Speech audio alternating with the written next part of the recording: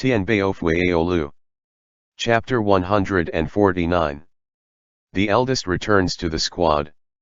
Near daybreak, at the Tenli of the Heavenly River. Morning, Zenshi.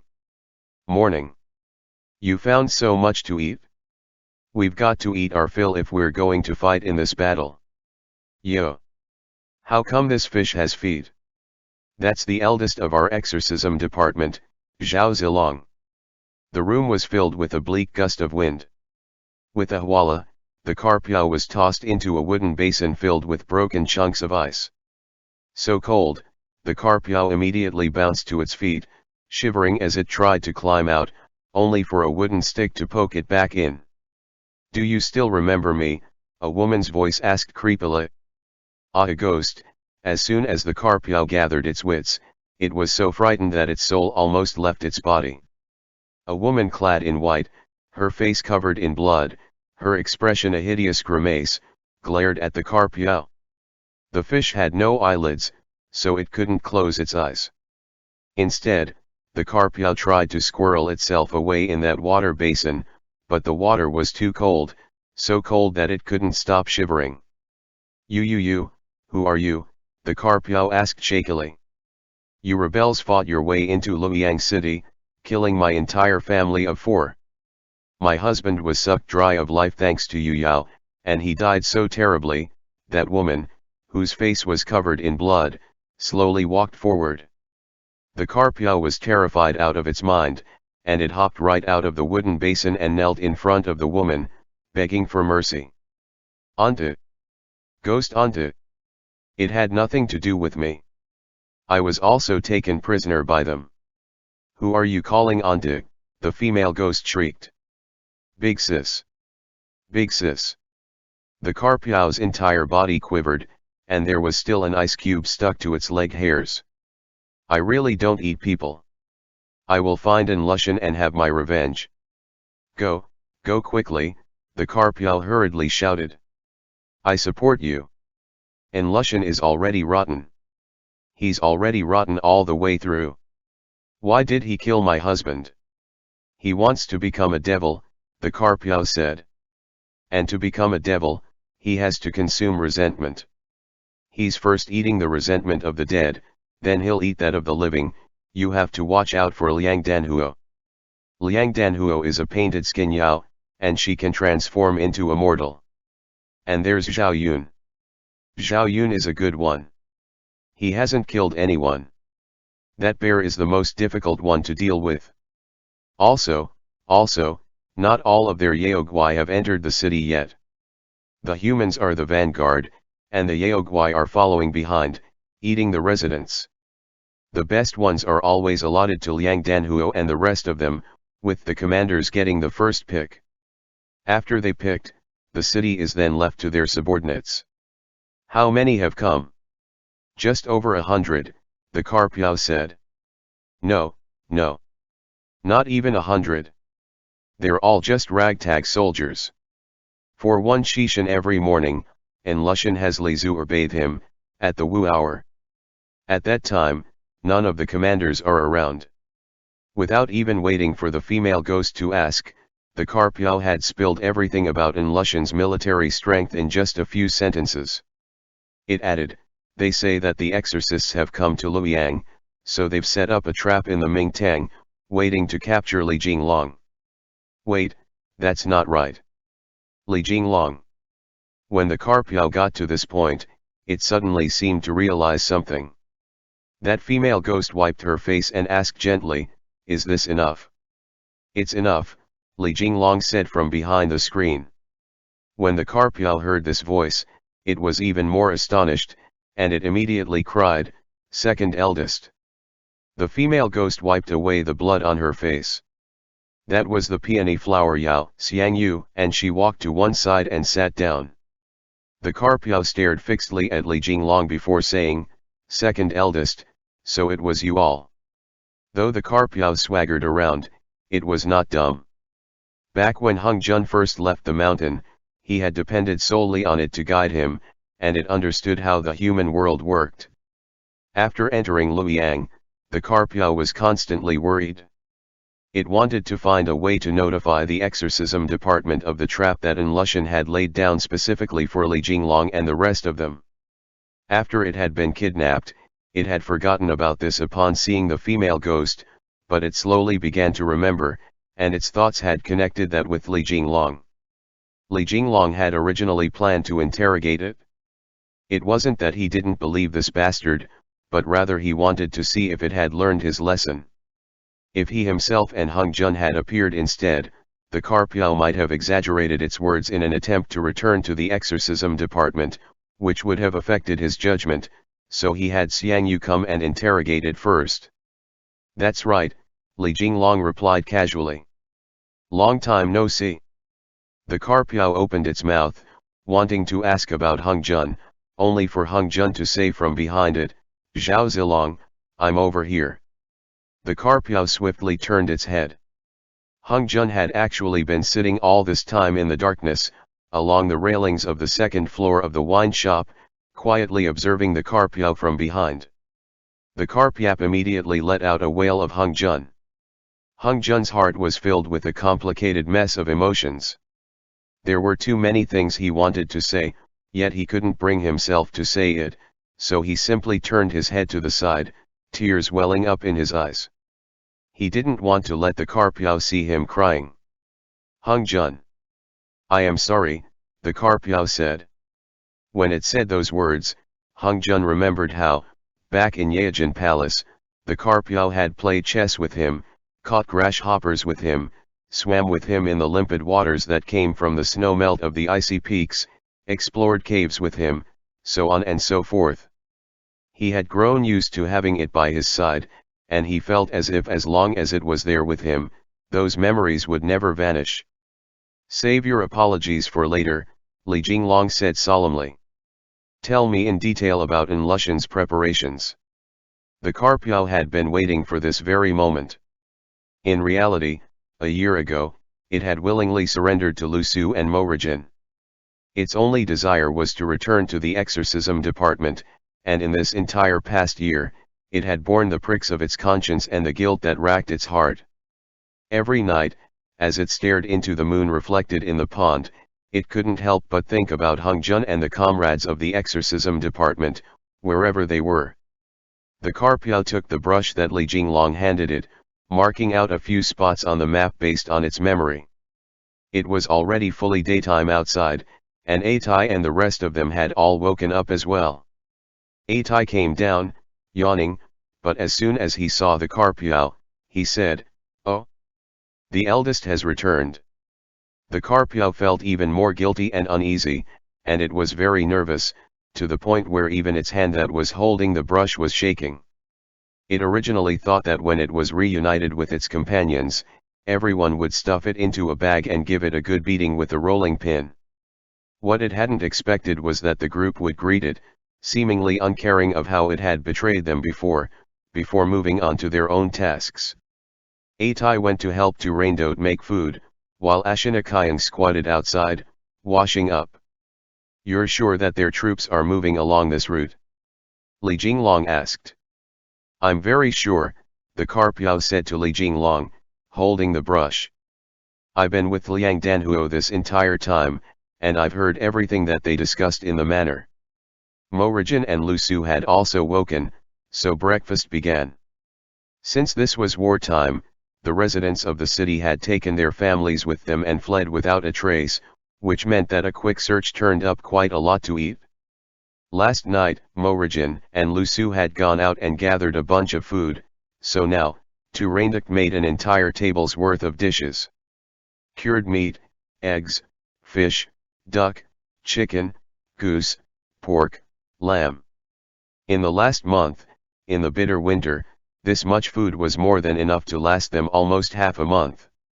After the dishes were brought to the table, the Carpiao asked, "Are you all celebrating the New Year's with this?" Li Jinglong originally wanted to say that this was their last supper, because in the afternoon, they were going to kill An Lushan.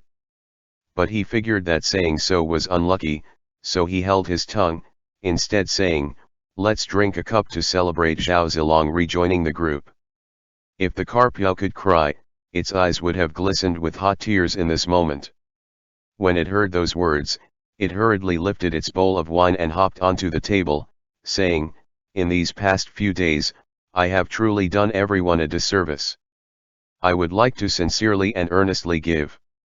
"Okay, okay," Morrigan said. "Stop ruining the mood, let's hurry up and eat."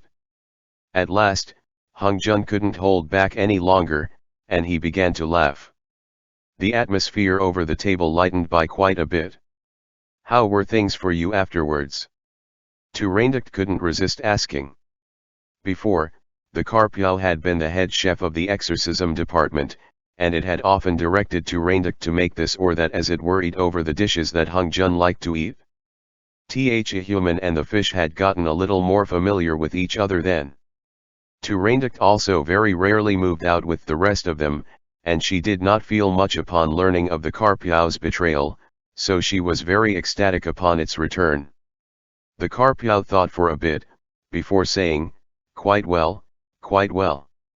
Though the Carpiao had once betrayed the exorcism department, everyone had taken it in stride, instead choosing to use it.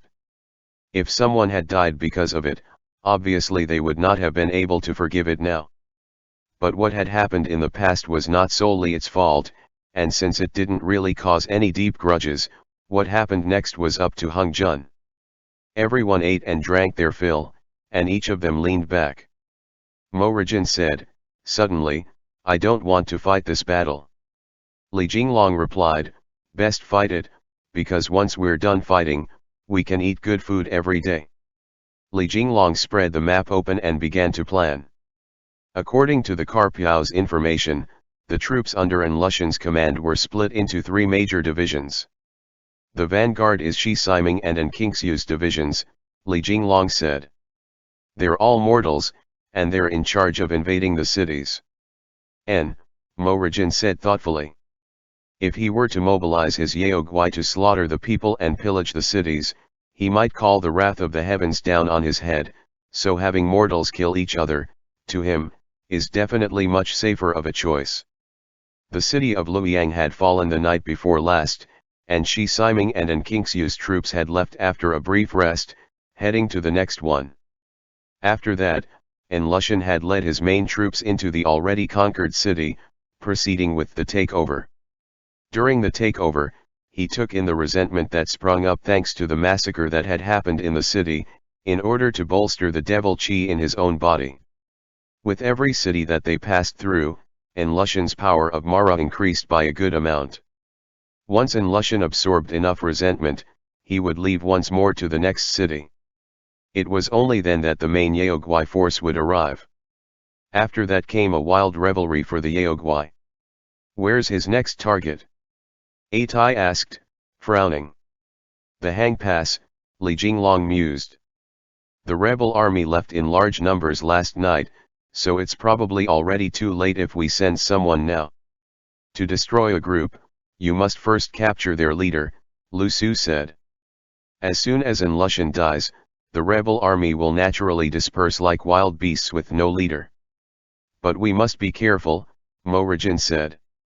"We mustn't let the enemy do away with our leader instead." Li Jinglong said, "They are already approaching the Hang Pass now. There are no more than 2,000 soldiers guarding the pass, no match for the 50,000 armored cavalry that Shi Siming is leading. The final battle between the mortals, in my opinion, can only happen here." And saying that, Li Jinglong drew a circle outside the Tong Pass. The Tong Pass was the main western gate leading to Chang'an, and had long since borne the title of the world's #1 pass. Its lofty peaks turned the Yellow River, whose waves roared and crashed below, into a natural barrier. Only flying birds could cross it. With solely mortal armies, there was no way that it would be conquered in any short period of time. "They still don't know of the situation in Luoyang right now," Hung Jun said. "We've got to send a message to them." The residents that the Luoyang guards had brought with them had already headed towards the Hang Pass, but no matter how Li Jinglong thought about it, he still felt that that was not safe. However, standing on the brink of enacting their important plan as they were, every bit of fighting strength that they had was precious. Sending Lu Su out with a message would not be worth the cost. You two, Li Jinglong said to Xiang Yu and Wen Bin, after a long period of consideration. May I trouble you to deliver a message? Xiang Yu and Wen Bin had stayed in Luoyang for a long time, and since Hung Jun had saved Wen Bin's life, in these short past 2 years, the two of them had resided in Luoyang, having long since seen themselves as members of the exorcism department. When the rebels had invaded the city, Li Jinglong had not worried about their safety. After all, Xiang Yu was a Yaoguai, and she had the ability to protect herself. And as expected, after things calmed down temporarily outside and the two of them settled Xiang Yu's peony sisters, they came of their own accord to the Tenli of the Heavenly River to take refuge. Take the fastest horse we have here, Mo Rijin said to the two of them. If you do not stop to rest, you can arrive at the Tong Pass in 2 days and a night. You should make the trip on behalf of the Marquis, Xiang Yu said to Wen Bin, after thinking about it for a moment. Sure, Wen Bin said. I'll set out right away. Li Jinglong said to Xiang Yu, you go as well. I will stay, Xiang Yu replied. Having one more person gives you a little bit more of an option. Even if I can't help with the fighting, I can help you all run some errands, which is better than nothing. Li Jinglong did not force the issue either. He wrote out a missive and handed it to Wen Bin, telling him to head at top speed to the Tong Pass to explain the current situation to Feng Changqing. And now, Li Jinglong said to the gathered group, you all must stand guard over your assigned earth vein arrays. And saying that, Li Jinglong spread open the map of the city of Luoyang. The heavenly formation in the Longmen Mountains, the underground main avenue in the Tenli of the Heavenly River that runs under the Dingding Gates, the Yingtian Gates, the Tianjin Bridge, the Stele of Achievements, the Divine Hall of the Tongtian Futu, as well as the Divine Palace of the Hanyuan Hall that Enlushan is currently located in, Li Jinglong said, pointing at the respective regions. Yangtze isn't here, so we are exactly 7 people. Mo Rijin laid out all of the talismans, and Li Jinglong said, I will be in charge of the earth vein in the Mingtang. I'll take mine first. And saying that, Li Jinglong took the talisman for the Mingtang. After that, Atai, Mo Rijin, Tu Rainduct, and Ashinakayang each took one. I'll pick one closer to you, Lu Su said to Hung Jun. If anything comes up, it'll be easier for us to help each other out as well.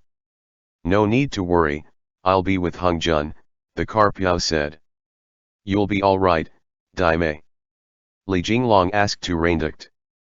No problem, Tu Rainduct smiled. Tu Rainduct had been born with extraordinary talent, and the female saint of the Zoroastrian religion had once viewed her as a next high priest candidate. However, her father was not willing to send her to the temple of the divinities for her to learn magic, so she had to let that go. Atai said, leave it to us, it'll be alright. Li Jinglong then looked towards Hung Jun. From beginning to end, Hung Jun had not been able to forget that he was going to help his comrades in drawing out the power within the earth veins, pouring that out into Li Jinglong's body, so that Li Jinglong could get rid of Enlushan. He would then have to watch as Li Jinglong's meridians burst and his cultivation burned to ash, destined from then on for his body to be completely wrecked. How could he be alright? Don't forget what we agreed on last night, Li Jinglong said. Hung Jun nodded and took the last talisman. Mo Rijin filled up their wine cups, saying, with this bowl, I salute you, Zenshi. A salute to Zenshi, everyone said. I'll salute you with this bowl, Li Jinglong chuckled at Hung Jun. Hung Jun tilted his head back and drained it. Li Jinglong said, we'll act according to plan. Everyone, move out. With that, everyone rose.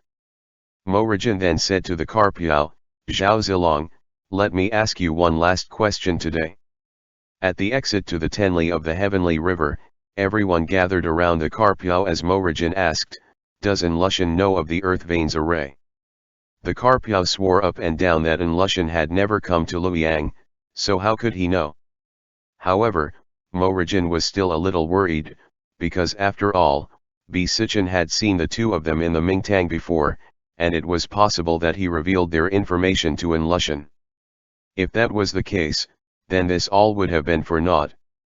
It was also because of this that Mo Rijin, after discussing with Ashinakayan, finally decided to silence Bi Sichen for once and for all when he surrendered outside the city gates. If you all really wanted this to be a sneak attack, the Karpiao said, then you shouldn't have shown yourselves that day. Bi Sichen would have definitely told him then, Ashinakayan said. He had already surrendered the city, how could he keep that a secret? In reality, the exorcism department's plan seemed to be flawless, but no matter how they predicted, they had never thought that the Tang generals would surrender. It was also because Li Jinglong no longer wanted them to hide in the shadows that he decided to lead his group of subordinates into the battle. Otherwise, if they had followed his plan exactly, their plan to attack Enlushan this time would have succeeded without a doubt. Ah well, Mo Rijin said. The plans of man cannot stand up to the whims of the gods. If we have to take a risk, then we'll take a risk. The group left the Tenli of the Heavenly River, arriving on the main street. According to Li Jinglong's plan, the first step was to pretend that his ambush failed so that Enlushan could capture him, and the second step would begin on the next day. If Enlushan didn't know that the exorcists were in the city, then after being subject to a surprise ambush and capturing Li Jinglong, he would definitely relax his guard. Out on the main avenue, everyone readied themselves for battle. Hung Jun and Li Jinglong stood facing each other, neither of them speaking. Li Jinglong reached out his hand and touched Hung Jun's face. Hung Jun, promise me. Li Jinglong, shh, don't speak. He lowered his head, pressing a kiss to Hung Jun's lips. When their lips parted, Li Jinglong looked into Hung Jun's eyes. After you come back, Hung Jun said quietly, I'll look after you for the rest of our lives. I will definitely come back. Li Jinglong studied Hung Jun, a bit of heartache tinging his brow, before he suddenly asked, say, do you think that the Kun God foresaw today? Hung Jun did not understand what Li Jinglong meant. He thought for a moment and nodded, before then shaking his head. I love you, Li Jinglong said. Let's move out. End chapter. Tianbao Fu Yao Lu. Chapter 150. Hell on Earth. The skies above Luoyang were dim, and the entire city had long since emptied out. All of the corpses out in front of the Mingtang had been consumed by Enlushan. That black bear Yao, Enluzwang, was currently pushing a metal prison cart along. 20 residents of the city were imprisoned in it, and he pushed them to the stairs in front of the main hall. A group of crows swooped in uninvited, landing in a straight line along the rooftop of the Mingtang. Their eyes glimmered as they stared at Enlushan down below. The citizens of Luoyang all looked unwittingly at Enlushan, standing high up on the stairs. Enlushan's body was pitch black, as his flesh had begun to rot. Enlushan stared greedily into the cage, as if he had seen delicious food. The bear Yao brought a spear over, stabbing it harshly into the cage. The one who was stabbed was a child, and when the long spear stabbed through his body, he immediately died. Behind him was his mother, who immediately let out a heart-rending wail. Then, a little Yao opened the cage door and dragged that woman out in front of Enlushan. He let out a wild bellow, and his entire head exploded into roiling black chi, which coiled around that woman. That woman then let out several shrieks as her flesh and skin swiftly dried out at a speed the naked eye could see, before dying of being sucked dry. How could the citizens in the cage have seen such a sight before? They immediately began to scream, before Enlushan leapt greedily upon that large metal cage, black chi suddenly enveloping it in its entirety. A cold, evil wind blew by, accompanied by the wails of ghosts. The plaza in front of the Mingtang looked as if it was a hell on earth. The screams from down below did not stop. On the walls along the four sides of the Mingtang, everyone listened, the hair on the backs of their necks rising. Hung Jun's eyes were bright red, and his rage was ready to explode forth from the depths of his heart. Li Jinglong pressed one hand down on his shoulder, saying, "Prepare to attack, go. Hung Jun, let's go." In a flash, Lu Su hid himself by Hung Jun's side, on the roof of the eastern hall of the Mingtang. Rescuing the people is the most important thing right now. Hung Jun looked towards Li Jinglong, who was hidden in the rafters of the hall. It was at that very moment that Li Jinglong looked back as well, and the two of them exchanged a glance. Li Jinglong pointed at his own chest, before then pointing at Hung Jun and giving him a thumbs up. Hung Jun knew what he meant: we will protect each other. Li Jinglong had the peacock tattoo on his chest, while Hung Jun had the heart lamp in his heart meridian. But Hung Jun also knew that Li Jinglong had sent him away because he was about to step into the trap that An Lushan had laid, and would be surrounded by enemies. To prevent him from acting rashly, he had to get him away from this place. Hung Jun nodded at Li Jinglong, before vaulting with Lu Su down to the eastern hall of the Mingtang. They spread their arms, dashing across the roofs as they left. The Carpiao had just turned to leave with Hung Jun before Li Jinglong grabbed it with a hand. "You, stay here," Li Jinglong said darkly. "I'm not going to be helping you all fight." The Carpiao thought about how they were about to provoke Liang Danhuo, and it was immediately so frightened its soul left its body. "Spare me, ba." Li Jinglong studied the Carpiao appraisingly, and the Carpiao immediately sensed that it was in danger, so it had no choice but to acquiesce. "Okay then. You must choose a side and stick with it," Li Jinglong said. "That is, if you still want to return to the exorcism department." The Carpiao understood Li Jinglong's meaning, and it had no choice but to nod obediently. After An Lushan finished absorbing the lives of everyone in the cage, the great steel cage was pushed away again to ferry the next batch of citizens in. In reality, from him entering the city until now, An Lushan had consumed the resentment of 20 people every night and day, and he had never stopped. Liang Danhuo yawned. Zhao Yun squatted outside the doors to the hall, nodding off. An Lushan spoke a few words to the Bear Yao, and the Bear Yao began to chuckle obsequiously. Hung Jun and Lu Su were on top of the corridor, anxiously watching where that steel cage was going, only to see that it was pushed out of the eastern hall to the northernmost entry of the underground maze in the Mingtang. There, the guards had already dragged out another 20 people, and they had them file one by one into the metal cage. Some of the people, upon seeing that there were only 4 measly guards, immediately started to run, but those guards were Waspiao. With a single slight movement, a poison sting darted out of their mouths, and they stung the escapees dead on the spot. Hung Jun couldn't resist wanting to do something, but Lu Su held him back. "We won't be able to save this group," Lu Su whispered. Hung Jun had no choice but to watch these people die unjustly. He hated that he could do nothing at all, that he was too powerless to do anything. After the escapees were killed, the guards went to drag 2 more people out to make up for their absence. In the eyes of the Yaogwai, this process was no different from taking inventory of the chicken and ducks that would be served as food. After they dragged everyone into the steel cage, the little Yao then, with expression of resignation, wheeled the great steel cage away.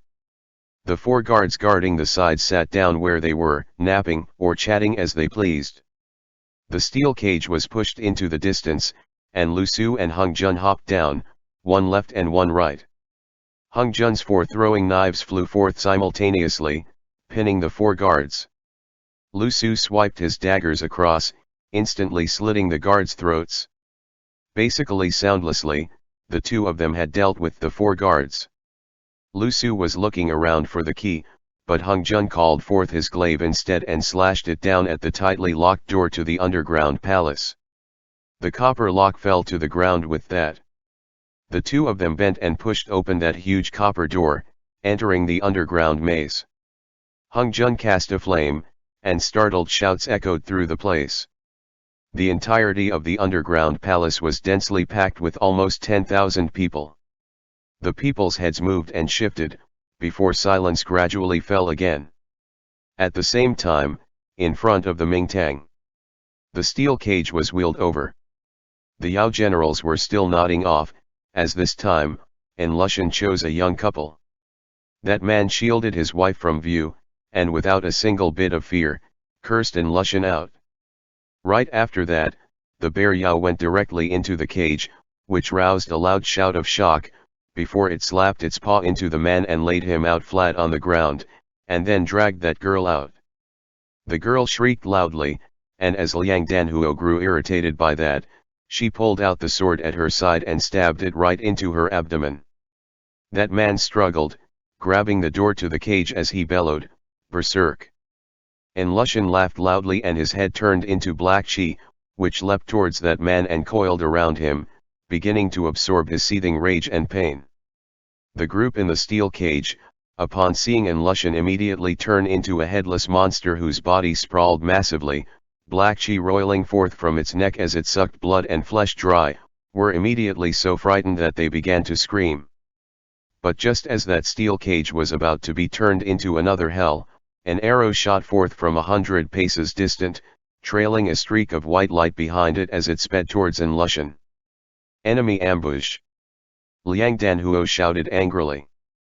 Zhao Yun immediately startled awake at that, and he looked left and right.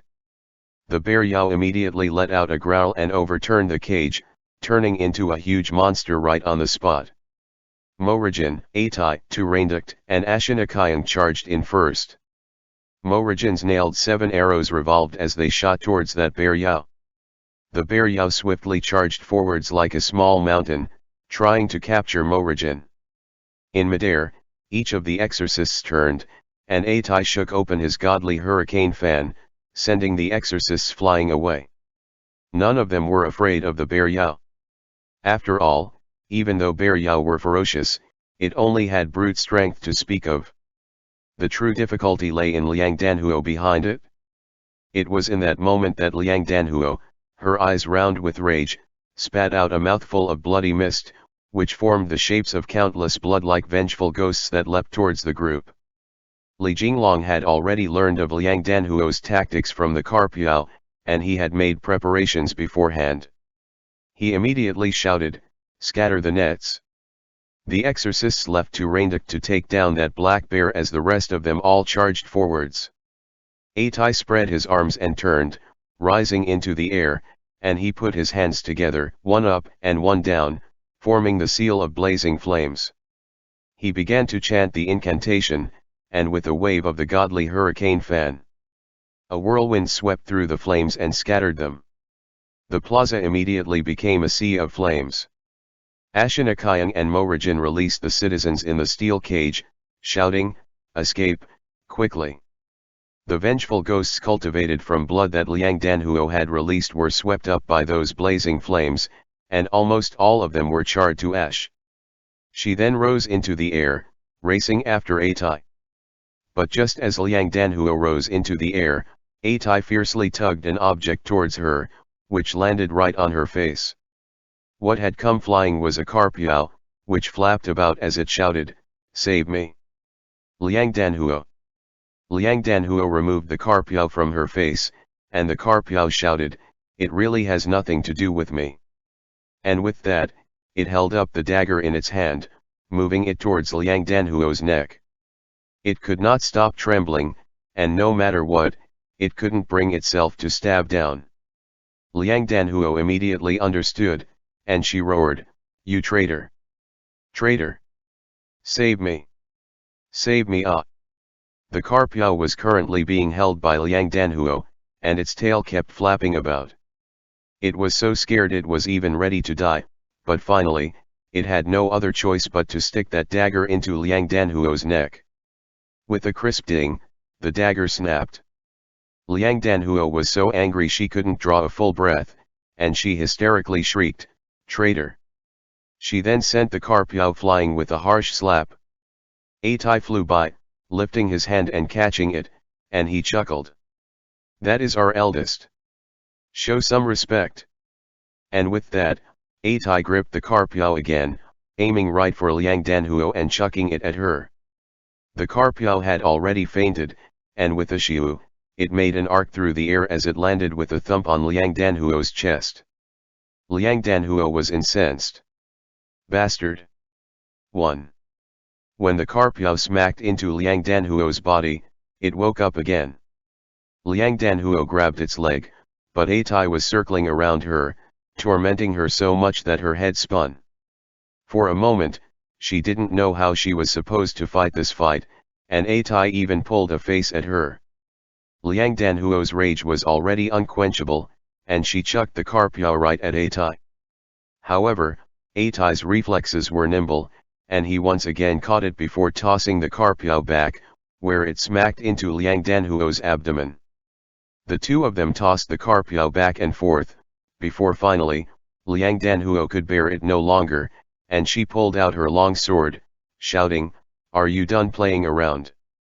Upon seeing Liang Danhuo pull out her sword, Atai sent the Carpiao away with a wave of his fan, and they began to fight in earnest. On the ground, Turanduct had her long whip in hand as she faced down that black bear, whose eyes glowed in predatory anticipation. "Come!" Turanduct flicked her whip out, which lashed against the ground with a paw. That black bear roared as it charged towards Turanduct on all fours. Turanduct's long whip crackled as she moved it, luring that black bear all the way to the corner of the plaza, before she vaulted into the air. The black bear ducked its head and charged forward, instantly slamming into the wall and making it collapse. Before it could turn its head, however, Turanduct had already struck with her whip. That whip was named Deathly Painful Whip, and it was a divine weapon of the western regions. Naturally, it was not as lethal as the seven-nailed arrows and other artifacts at that level, and it did even less to those whose spirits stood unwavering, like Li Jinglong, who had the heart lamp. But as long as mortals and Yaoguai were hit by it, though it would not cause them to die, they would be in so much pain that they would wish for death. This whip seemed to have been made exactly for situations like this, for the bear Yao and other similarly massive Yao. During their discussion, everyone thought that if they had Turanduct ride out against it, she would yield a result twice as good as theirs with half the effort. As expected, as soon as the bear Yao was hit with a single lash, it began to yelp wildly, and it turned and charged towards Turanduct, only for her to strike it again right in the face. The bear Yao dashed this way and that, taking more than 10 lashes from Turanduct. Its tears bubbled up wildly, and it could not stop yelping in pain. Finally, it began to fear her, and as the shadow of Turanduct's whip started to move again, sweeping inexorably towards it, it felt as if it had nowhere to hide, and if it kept getting whipped like this, it would die of pain right on the spot. It let out a wild yelp, and with dawning horror, turned and dashed out through the hole in the wall. "Why are you running? Come back. Weren't you swaggering around so arrogantly just now?" Turanduct chuckled gleefully, before shaking out her long whip. With another paw, she actually dashed out of the Mingtang in hot pursuit of that bear Yao. Amidst the sea of flames, the terrified citizens scattered. Morrigan and Ashinakayang, one left and one right, knocked his bow and pulled out his throwing knives respectively, taking aim at Enlushan on the platform. Li Jinglong, with the sword of wisdom in hand, stepped through the sea of flames as he headed for him. Enlushan's head reformed, and in that sea of flames, he lifted his head and roared, before reaching out and grabbing the arrow that had embedded itself over his heart, firmly pulling it out and tossing it to the ground. Zhao Yun stood protectively by Enlushan's side, warily watching the three people below the platform. Enlushan's hoarse voice rasped, "You deal with them. Leave Li Jinglong to me." Zhao Yun took on his Huashi form and charged towards Ashinakayang and Morrigan, throwing them into a duel. Li Jinglong had both hands wrapped around his sword as he and Enlushan sized each other up across the distance. Enlushan said, "I'm finally meeting you again, Zhenji of the Exorcism Department." Li Jinglong replied darkly, "That day, you barely managed to escape with your life thanks to a lucky fluke. Today, I won't let you go. Your execution is nigh." Enlushan. Li Jinglong flew into a great rage, but Enlushan let out a loud shriek and threw the corpse in front of him to the side, before leaping down the steps, charging towards Li Jinglong. This was far out of Li Jinglong's calculations.